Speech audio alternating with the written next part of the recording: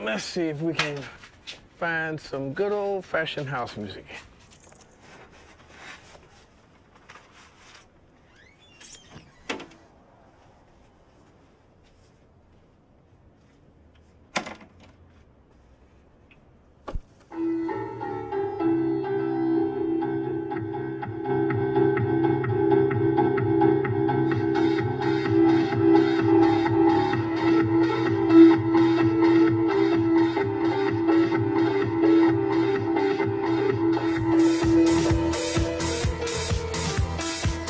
In a crowd of people, you throw a rock, you're gonna hit 5 DJs in Chicago. I felt that we could take this music and make it into something big. We really did move the boundaries because we didn't know where the boundaries were. We barely knew what we were doing, and that was the genius of it. I don't think we thought about the fact that it was a movement. We just knew that we were on to something. Gotta have house music all night long. With that house music. I usually start it right from the get.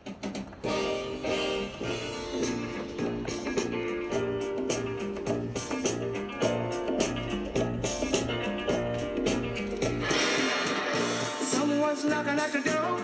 Somebody's ringing the bell. It's an old Paul McCartney song, so everybody recognizes it. Somebody's ringing the bell. Do me a favor, open the door. And let me in. It says my message.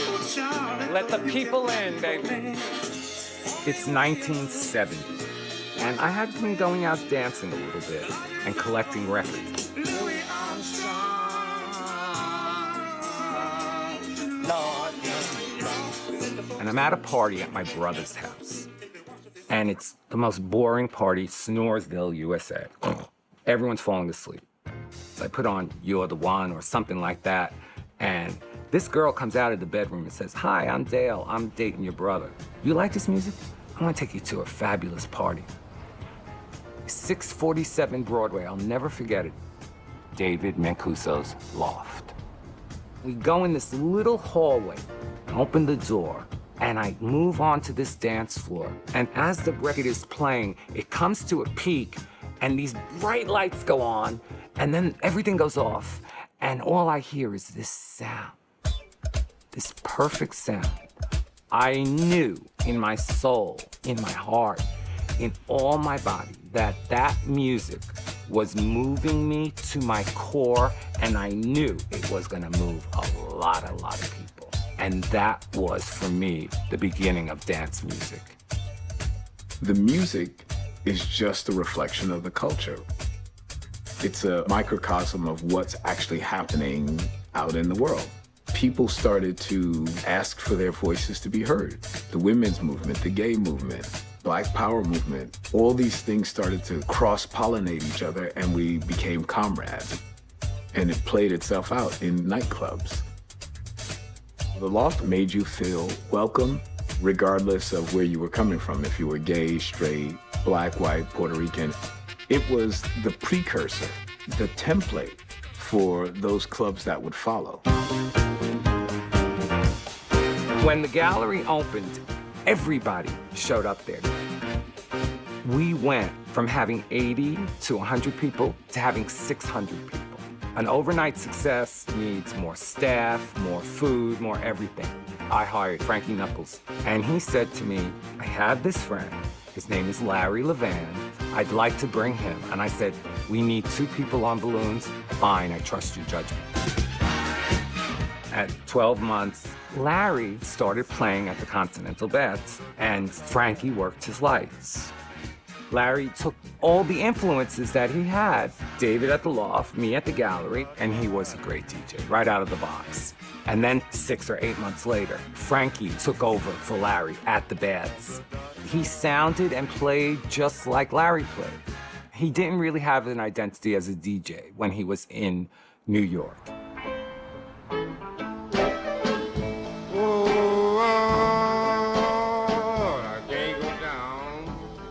206 South Jefferson. In-house the warehouse with the great Frankie Knuckles. 3 levels of pure partying. It's like a landmark in my mind. Chicago was dead, and the people there was never introduced to an after-hours scene like the Loft in New York. So I launched the Warehouse. It was a private gay club that opened up at 12 midnight and closed at like 8 in the morning, something like that. The people in Chicago had never heard a sound system like that. People were losing their minds. Initially, I didn't have a DJ, so I had to go back to New York and ask Larry Levan and a couple others to come out and play. And they told me no, but in New York, Frankie Knuckles was in the shadows of Larry Levan, so he was not going to go anywhere there. And when he saw the place, he was like, yeah, this is cool for a club. This area, this was a coat room right here, this area right here. Where that guy's office is, well, it used to be my office. All of this was open. Okay, hello, sir, how are you? This used to be a dance club, the whole building. Yeah, in the 70s. Right here is where you went down to the dance floor. Frankie played right here. From here all the way back here was the DJ booth. During the disco era, it was the worst financial time in America since the Great Depression. We had a very, very horrible recession. Culturally, in America, things were pretty bad. Every record company had their version of this cover. And this is a nice, like, you know, tasteful one, disco single. Okay? Disco single. And the Atlantic one covered half of the thing, disco single. People would go in the store and unplayed, unlistened to, don't know the record, 100,000 copies would sell just because it said this on it. They started putting this banner on every piece of shit they wanted to sell. And after 2 years of that, this became really a bad taste in people's mouth.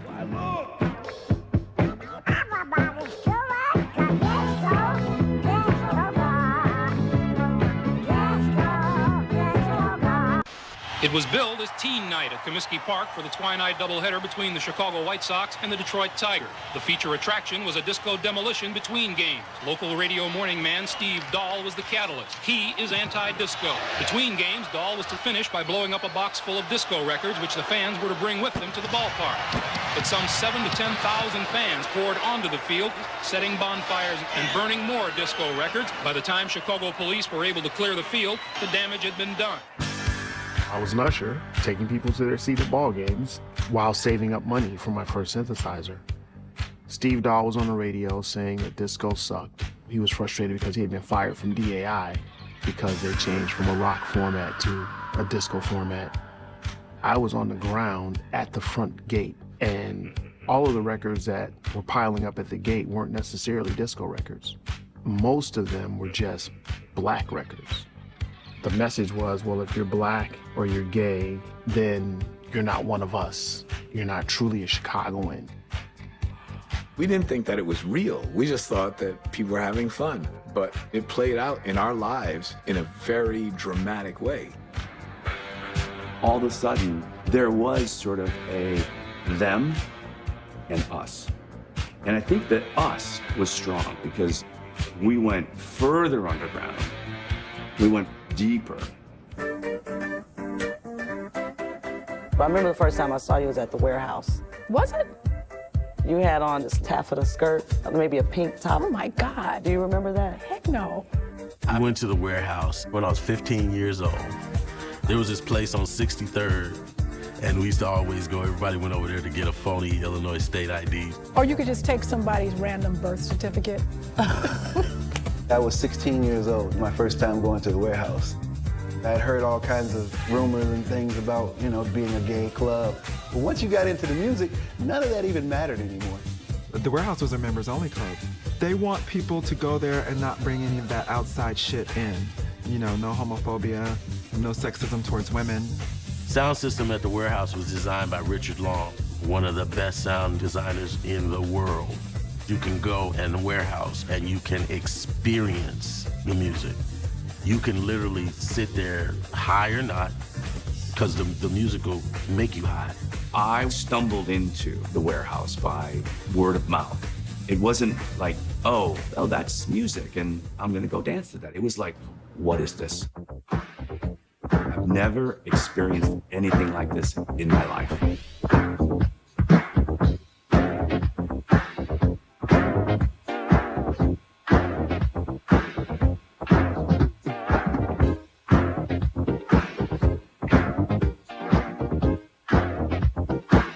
House music at that time, it was anything that Frankie Knuckles would play at the warehouse, which was the coolest underground dance music.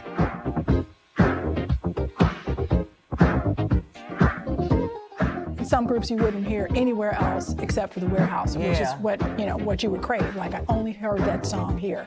You'd have Europe and Philadelphia and New York all playing on the same dance floor. No matter what style of music it was, if it fit into the set, it worked. So you heard all sounds, textures in the course of a night.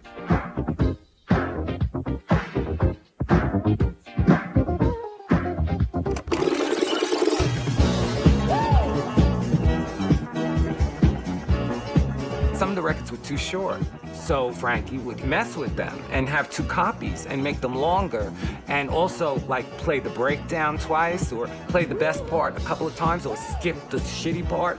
I mean, I almost couldn't quite figure out if there were songs at one time, because sometimes it was just like this sort of soundscape.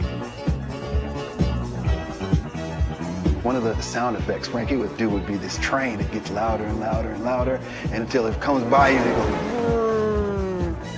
goes, was like a revelation. He didn't just mix a couple of records. He brought in a whole new style of music. That's something.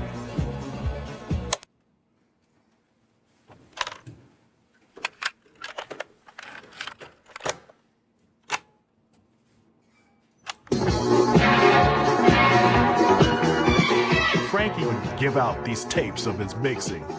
Those cassettes would go around to thousands of people because people would make copies of copies of copies of copies. You hear a Frankie Knuckles remix and you know it's Frankie Knuckles. That style of DJing spread throughout the city because of those tapes. We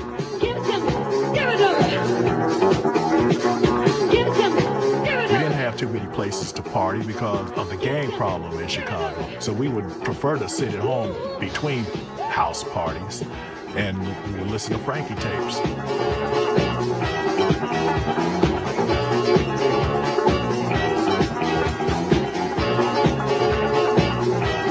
The city had said the warehouse was no longer safe, like it might cave in, so you better stop. And Frankie was like, oh, it's a good chance for me to become a club owner.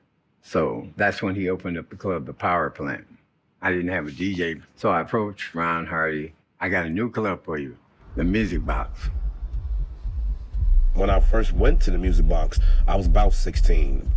And when I went, I heard music playing like walking up. The closer I got, the harder it felt. Like, whoo, whoo, whoo, whoo. I never heard anything like that in my goddamn life. Ron Hardy was just like, all night, you know. Ron Hardy at the Music Box would play anything at any time, anywhere, any kind of way. He would spin them backwards. He would scratch the needle across the record. I loved listening to Roddy because you never knew what you were going to get. His actual style came out of him being a heroin addict because he thought the music was a little slow, so he pitched it up.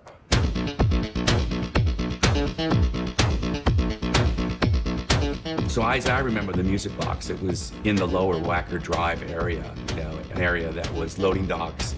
It always looked the same time. It was lit differently. It was almost green, as I remember. It felt like you were in a sci-fi movie. Went in there, pitch black, one cheesy colored light bulb. Couldn't see nothing in there. There were no seats, no chairs, just a big dance floor. Music was so loud that you were forced to dance to it. When I think back to the early days, listening to Ron Hardy play, listening to Frankie play, my thrill was really the way that they were directing the crowd, keeping moving them higher and just bringing them into, just crazy frenzies. There was a good period of time where I was just going over different people's houses and learning how to DJ, basically, until I got my own equipment. Then I was in my basement for 8 hours a day. I'd be up till 4 o'clock in the morning. My mom wouldn't even know. I taught myself how to scratch, how to put records in reverse and make them stay on beat, and how to phase 2 records together. When I first started DJing, I had to bring my whole sound system. We used to have sound clashes, like against each other in gyms, you know. Back then, we had to buy 2 copies of every record. That's how you did tricks back in the day. You would, cut 1 into 2, and that was our equivalent of sampling that stuff. If we had a new record that nobody else knew about, we take a magic marker and we black out the whole label, so that if some other DJ came over and say, "Hey, what's that you're playing?" They have no idea. And we proceeded to get out there and just DJ every high school party you could imagine, every Sweet 16, every anything. A lot of schools in the late 70s, early 80s would throw dances to raise money for school activities. Mendo was an all-Catholic boys' school. They found quite a business in these high school dances. People would come from all over the city to go to these parties. Back then, I was doing promotions myself, and I bought Frankie Knuckles to Mendo. I made $10,000 in high school. I never forget it, too, because I had a Louis Vuitton briefcase, and I had all the money in the briefcase. These parties kind of bridged that gap and kind of made the connection with the underground gay disco scene and these middle-class black kids on the South Side. That was the perfect storm for what was to become house music.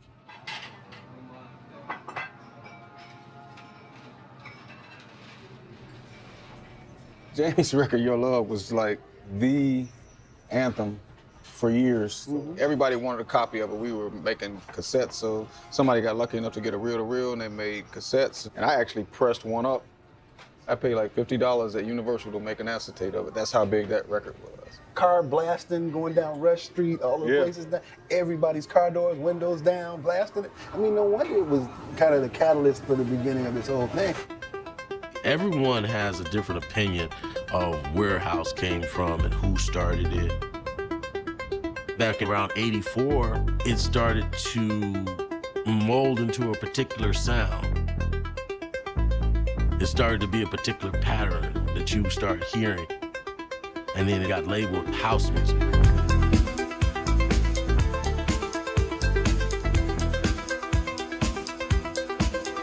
Jamie Principle, he was a guy from Chicago who had some music in his ears and he put it down on tape, and then somehow Frankie got a hold of it and started playing it.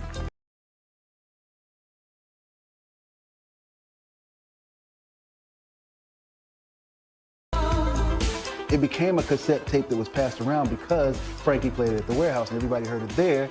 Jamie Principle, Your Love, was huge in Chicago. It must have been 10,000 copies of that tape, and we would all sit in our houses and listen to them.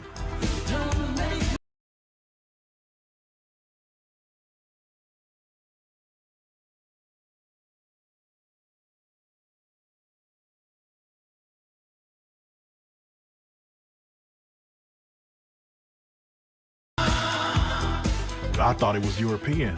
I didn't know he was a brother from Chicago. It was one of those things that when you hear it, you knew something special was about to happen. Would you grab this over here, please? Okay, here we go. This is a test pressing of On and On, Jesse Saunders. It turned out to be a classic, and as you see, it's probably brand new. I had become pretty popular as a DJ. Vince Lawrence started coming around and brought me his record. I think I was 17 years old. I had put together my group of friends, Z Factor, and we had written our first song, Fast Cars. I wanted to keep him around and kind of pick his brain because I had ideas to make a record. At the time, I played this bootleg mashup with Donna Summer, Toot Toot Hey Beep Beep in it, and It had the horn from Funky Town.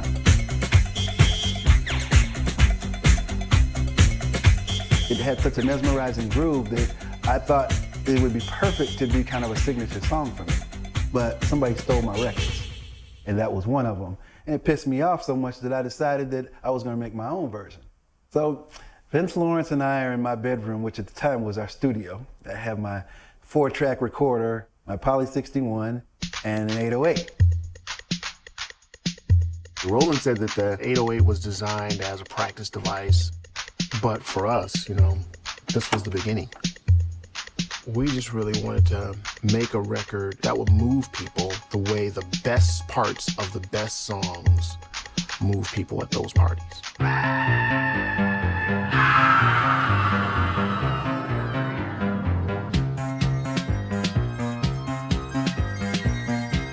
I think I had $800 to my name at the time, and met Larry Sherman, who ran the pressing plant, and said, hey, I want to get, you know, as many 12-inch records of this as I can get.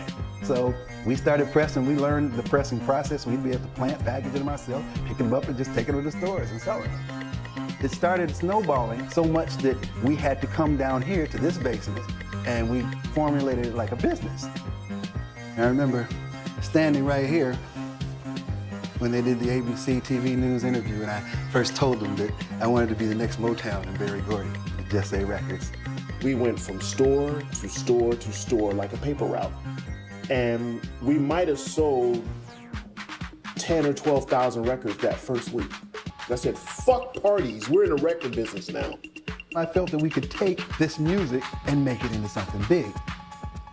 It didn't matter that On and On was a bootleg of a bootleg of a bootleg. It was a record. I don't think house would exist without On and On having been pressed.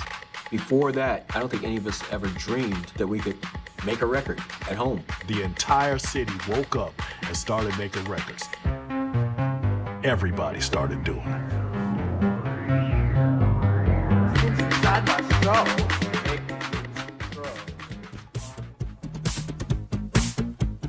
Because I didn't have a lot of background in music, I wasn't constrained by the laws of making music. A light bulb just went off in everybody's head. Man, they went crazy, like bananas. I mean, I thought like, oh, it's evolved.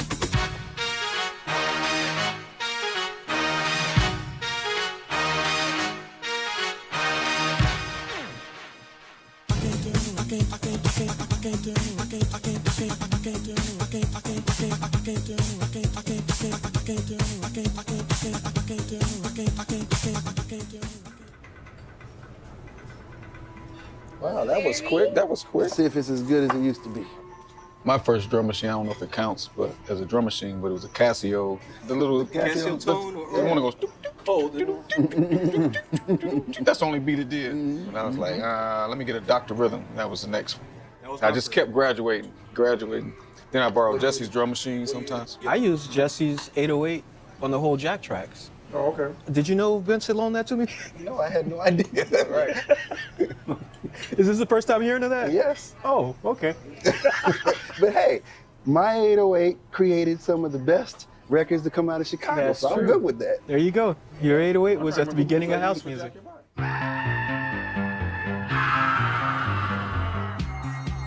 So seeing me make a record like On and On, other DJs saw that they could do the same thing or better. Everybody in the city knew Jesse as a DJ. A light bulb just went off in everybody's head. Hey, I'm a DJ. I can make records too. Another thing, it wasn't the most polished production in the world. I could do like that. I could do something like that and make a record. So, bang. When I got into it, I wasn't trying to be an artist per se. I was just trying to add on to my competitive advantage as a DJ. Time to jack. Time to jack. Time to jack. Time to Jack was the first song that actually put that word jack into a record. Jacking is kind of like holding on to something, someone, or the wall, and just like doing speaker. this. If you were at any other party and you saw somebody doing that dance, you knew what was up. you all automatically had a connection because you knew where they went, where they partied at. Because I didn't have a lot of background in music, I wasn't constrained by the laws of making music. The true root of house music will always be the technology that you use to create it. A lot of people talk about how minimalist early drum machines were, but to us, it was the best we could afford, so we didn't think about it as minimal. To us, it was maximum. We didn't let money stop us. We had to go to secondhand shops just to get music equipment. We couldn't pay to go to studios, but we weren't gonna let the fact that we couldn't get in a recording studio keep us from getting music out there. Time to jack. Trax Records came about when Larry Sherman, who ran the pressing plant, he saw all these tracks that we were releasing. And so he said, we should start a label. Larry just really kind of took things over, and the only real place to bring your track was to Larry, because he'd sign anything and anybody. It was all about get what you can get right now. So we'll make tracks quick and sell them real quick. Trax is very controversial. There's no doubt about that. Because, yeah, a lot of stuff went on. People complain about the early Trax records because they had the snap, crackle, and pop. Larry Sherman would buy these skids of vinyl records. I think they'd get them for about 2 cents a piece. And there was a guy that would take these vinyl records and had a sledgehammer and would take a hammer, put it over a barrel, and knock out the middle of the records. And then they put them in the grinder. They would melt them down. And, you know, into the little... And make new records. I remember some of the copies that we would get here at the club. You'd look and go, oh, this is one of the good ones, or this is one of the bad ones. I didn't care how they were making the records. I thought my music was gonna be so good that people wouldn't care what it was pressed on.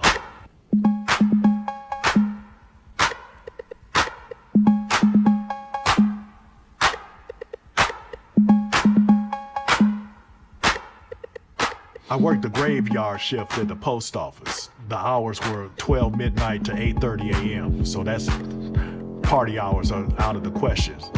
I DJ mostly in my basement. Nobody knew me.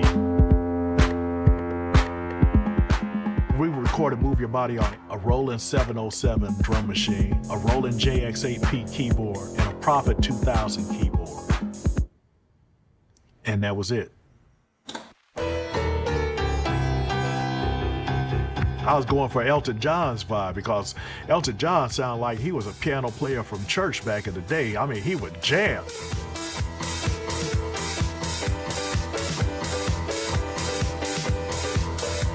I played it like 40 beats per minute and I sped it up. When I played it back, it was playing at 120. It was really cool how, you know, it would sound natural.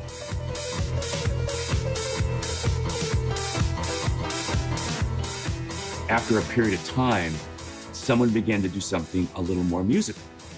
And I point to Marshall Jefferson. As it was, horrible songwriting in house music. You know, horrible. You got DJs doing it, and they don't know anything about crescendos or building or anything. People say, oh, where's that piano come from? That's not house music. It is now.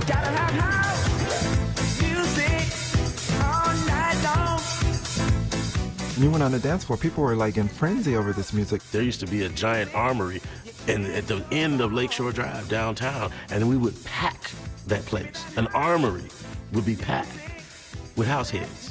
I see all these figures, black, white, Hispanic, Asian, all sweating, all smiling, all dancing, all enjoying. This is where I want to be. This is what I want to be a part of. I tried to up my game. I tried to up my production skills with each record. I more or less left the beginning formats behind and, you know, I was able to expand the genre. No, I'm serious, baby. No, listen. All of them did records. I did entire genres. I don't like patting myself on the back, but I honestly do think I did that. What the fuck is this? What is this? How do we make that sound? What is that?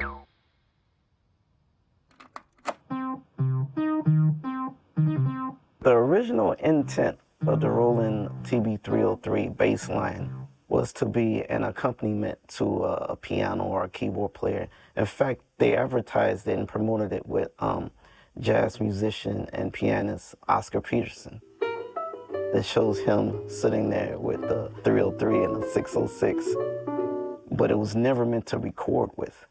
It was never meant to perform with. I remember we picked up one for like 40 bucks. When we got it, it just played straight. And I was like, this doesn't sound that interesting.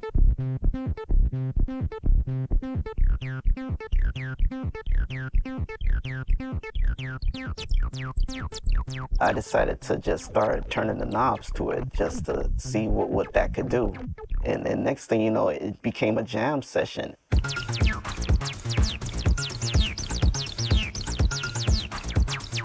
Spanky started programming hi-hats and claps and drum beats in the 707, and we were just jamming out for like a good hour straight and recorded it live.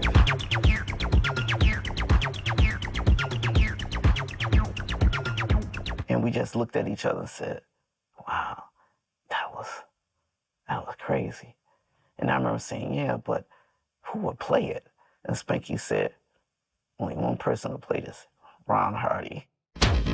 If you were from Chicago and you were making this new house music sound and you had a new record, Ronnie would put it right on.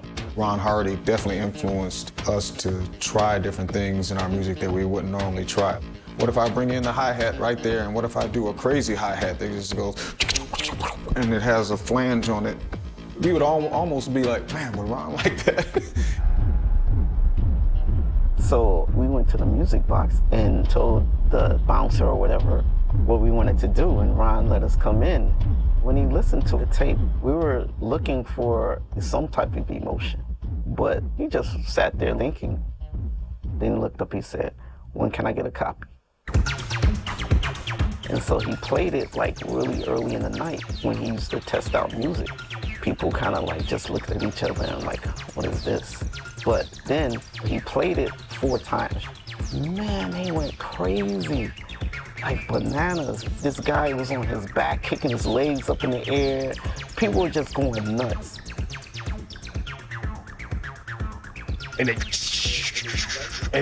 just like an explosion, like the effect of this record when Ron played it was crazy. When acid tracks began to permeate so many of the club tracks, it was really great. I mean, I thought like, oh, it's evolved. So-called house music was first made in the creators' houses, but it was also performed at clubs called the Warehouse and Powerhouse. However it got its name, it's one of the hottest things going, and as Jay Levine reports, it may only be a matter of time before house musicians become heroes in their own homes.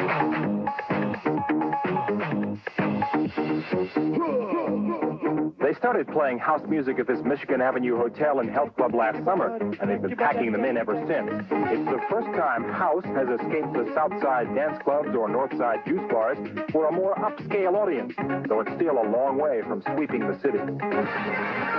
But in London, house has made it to the top of the pops faster than anything since the Beatles. I had no idea that house music had went overseas.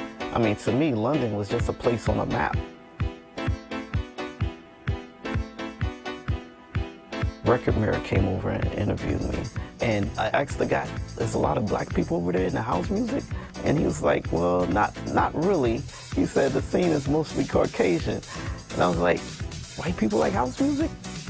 I did Move Your Body. The first time I brought it to the music box, Ron Hardy played it 6 times in a row. Sleazy, my friend, he gave Frankie Knuckles a copy of it. So Frankie started playing it. It really got big. Frankie Knuckles' best friend was Larry Levan at the Paradise Garage in New York. Larry Levan started playing it. Next thing I know, this guy from the UK starts calling me up. His name was Jazzy M. He was in London and he played on this pirate radio station called LWR. I'm thinking like, what the fuck? What's going on here? We went to the Barry Island Festival in Wales, and I saw like 10,000 kids camping out and listening to music. And that's when it really said, you know, this is a global thing. People can understand it. I was getting feedback from friends that were in London about what's this music? What are these records? They come on this red label with tracks on it. It's a Chicago house label. Someone is getting that message out to the rest of the world. This is the Hacienda. You know, it may not look much, but it is the cathedral to house music in Britain. During the summer of 1988, I was studying in Manchester University, and a friend said, let's go to the Hacienda. It's this kind of amazing club. We walked into the venue, and it was like this level of energy that I had never witnessed before. The music was an outer-worldly, deconstructed, postmodern, samples coming in and out. Many of us had never heard anything like this at the time. The music happens to coincide with the arrival of ecstasy in the United Kingdom, and that particular drug combined with its sound becomes a kind of explosion of house music in the summer of 1988, the summer of love. I was excited and also angry at the same time. I never knew what was going on overseas until people came over and tried to interview me. And they were telling me what was going on. Larry Sherman, he realized that these tracks were going to be something, so he made sure that he had all the publishing from everybody on it so he could make deals. Larry Sherman used to always tell me he only sold in New York, Chicago, and Detroit. We didn't have a clue about publishing and all of that kind of stuff. And then everybody realized that, you know, there was a lot going on. A lot of people didn't know about. Around that time, a new mayor got elected in Chicago, and he started cutting the parties off early, like making it where you couldn't go really late. And then the radio stations started changing their format at the same time, stopped playing house music on the radio. So the combination of those things kind of really led to me feeling like the life was just dying and getting sucked out of the scene. Look, we weren't musicians, man, you know? That's the end of the story right there. We weren't musicians, we weren't songwriters.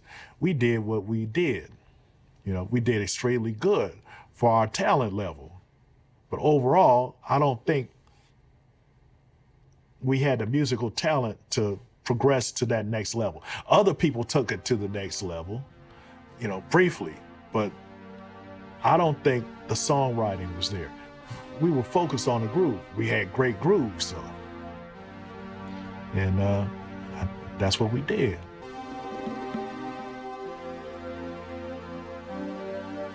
When house came in, they had that thing that we seem to have lost.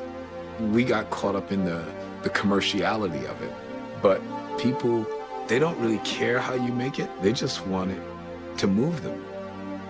The movement on the dance floor, it's a release for people. And that release is so primally important that people will take it in many different forms. Chicago has always been kind of a trendsetter when it comes to music. From jazz to blues to R&B to gospel, you name it.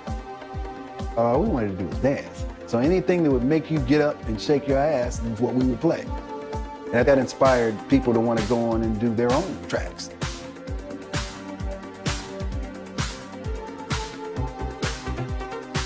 House music was important because it showed the non-musician that he could make music. I think technology, it broadened the capability of what we could do because we could really be experimental. I know that house is the basis for all these dance musics that are coming out now. All of them. I just believe house is the mother of them all. We made this stuff on nothing, and look what it's done. Any movement takes a community of like-minded people to move it forward. We were competitive as DJs and producers, but we felt like we were in the same club, and we very much so wanted to do whatever we needed to do to help that club grow and spread as far as it can go.